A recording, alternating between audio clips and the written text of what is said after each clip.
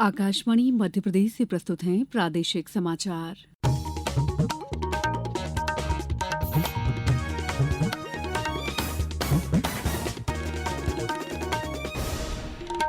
नमस्कार, समाचारों के साथ मैं दीपा सिंह। सबसे पहले मुख्य समाचार।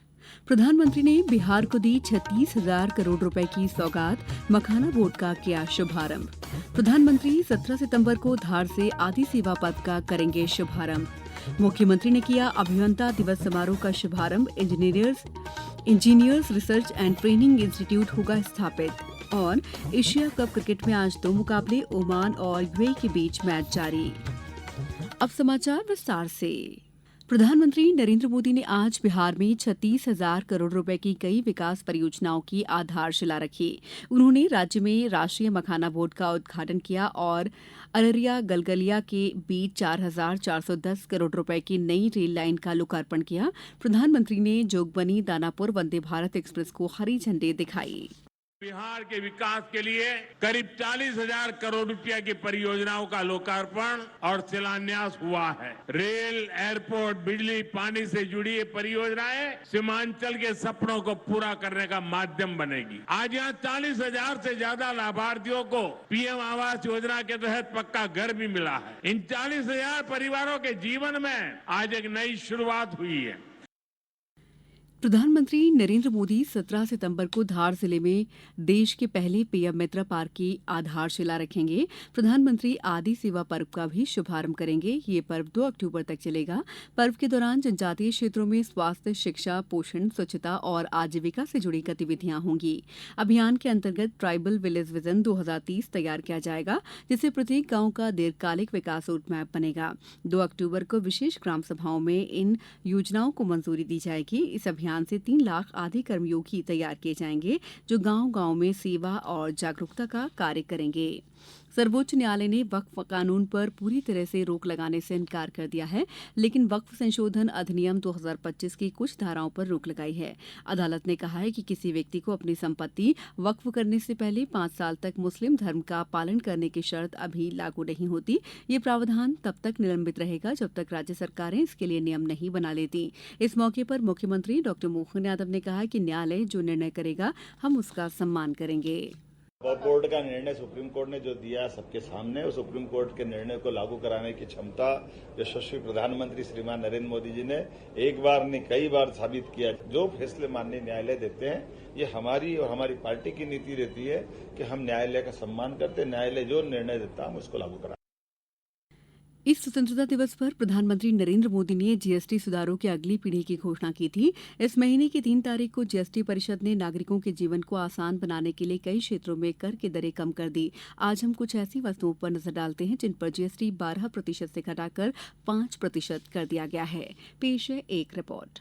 इस महीने की 3 तारीख को जीएसटी परिषद ने अगली पीढ़ी के जीएसटी सुधारों की घोषणा की, जिससे विभिन्न क्षेत्रों में करों में कटौती होने जा रही है और आम आदमी को बड़ी राहत मिलने वाली है। सरकार ने 2,500 रुपए से कम मूल्य के जूते चप्पलों पर जीएसटी की दर को 12% से घटाकर 5% कर दिया है। सरकार ने लकड़ी, पत्थर और धातु से बनी मूर्तियों पर भी कर की दर घटाकर 5% कर दी है, जो पहले 12% की श्रेणी में थी। कांच की मूर्तियां, लोहे, एल्यूमीनियम, पीतल और तांबे से बनी कलाकृतियों पर भी इसी तरह की कटौती की गई है। मीडिया से बात करते हुए चार्टर्ड अकाउंटेंट और कर विशेषज्ञ टी सुरेश ने कहा कि इन सुधारों का देश की अर्थव्यवस्था पर सकारात्मक प्रभाव पड़ेगा। त्योहार के सीजन से पहले ये अगली पीढ़ी के जीएसटी सुधार आम आदमी पर कर का बोझ कम करेंगे। सकलैन अख्तर, आकाशवाणी समाचार।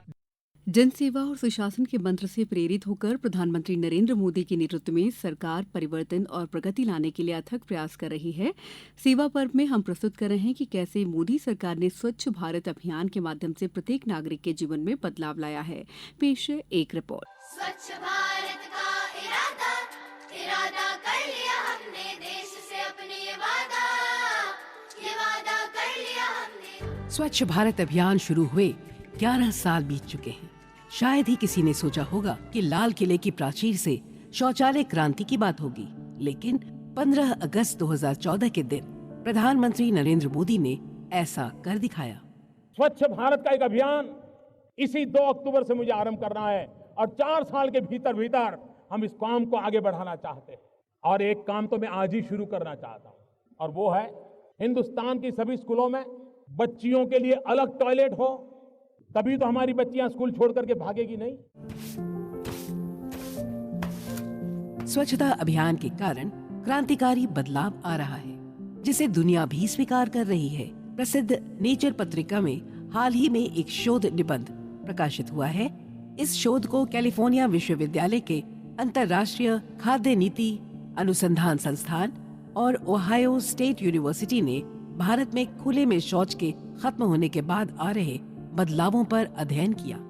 इस अध्ययन से पता चलता है कि शौचालय क्रांति से शिशु मृत्यु दर में कमी आई है। शोध पत्र में कहा गया है कि खुले में शौच की कुरीति के खत्म होने से सालाना करीब 70,000 शिशुओं की मृत्यु रोकने में सफलता मिली है।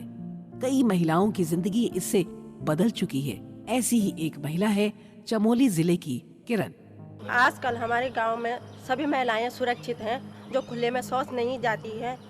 पहले हम खुले में जाते थे, जंगलों में जाते थे या खेतों में जाते थे, अब वैसा भय नहीं है।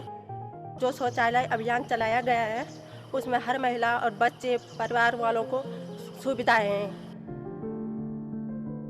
स्वच्छता अभियान की सफलता का अंदाजा इस बात से लगाया जा सकता है कि 12 करोड़ घरों में शौचालय बन चुके हैं। इसके साथ ही देश खुले में शौच की प्रवृत्ति से मुक्त हो गया है। हर घर नल जल योजना के तहत देश के करीब 78% घरों तक पाइप के जरिए साफ पानी की आपूर्ति की जा रही है।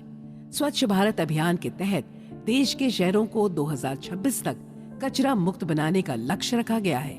अब तो स्वच्छता का अभियान के तहत वार्षिक स्तर पर स्वच्छता सर्वेक्षण हो रहे हैं, जिसके चलते शहरों के बीच स्वच्छ दिखने की प्रतियोगिता बढ़ी है। लोगों की भागीदारी भी बढ़ी है। इसका असर है स्वच्छता के मानचित्र पर भारत की तस्वीर अब पहले से बहुत बदल चुकी है। मुख्यमंत्री डॉक्टर मोहन यादव ने आज अभियंता दिवस के अवसर पर भारत रत्न एम विश्वेश्वरैया को श्रद्धांजलि अर्पित की। मुख्यमंत्री ने भोपाल में अभियंता दिवस समारोह का शुभारंभ किया। इसके साथ ही मुख्यमंत्री ने engineering research and training institute खोलने की भी घोषणा की। एशिया कप क्रिकेट में आज 2 मैच खेले जा रहे हैं। अबुधाबी स्टेडियम में संयुक्त अरब अमीरात और ओमान आमने सामने हैं। ओमान ने नेट टॉस जीतकर गेंदबाजी का फैसला किया है। वहीं ग्रुप ए का दूसरा मुकाबला दुबई अंतर्राष्ट्रीय स्टेडियम में श्रीलंका और हांगकांग के बीच होगा। ये मैच रात 8 बजे से खेला जाएगा। प्रदेश में आगामी 24 घंटों के लिए मौसम विभाग ने कई जिलों में बारिश और आंधी तूफान की चेतावनी जारी की है। खरगोन, बड़वानी, अनूपपुर, डिंडौरी, मंडला जिलों में भारी बारिश का येलो अलर्ट है। इसी बीच अनूपपुर में सर्वाधिक बारिश दर्ज की गई। इस बुलेटिन में इतना ही। अगला बुलेटिन कल सुबह 7:10 पर। नमस्कार।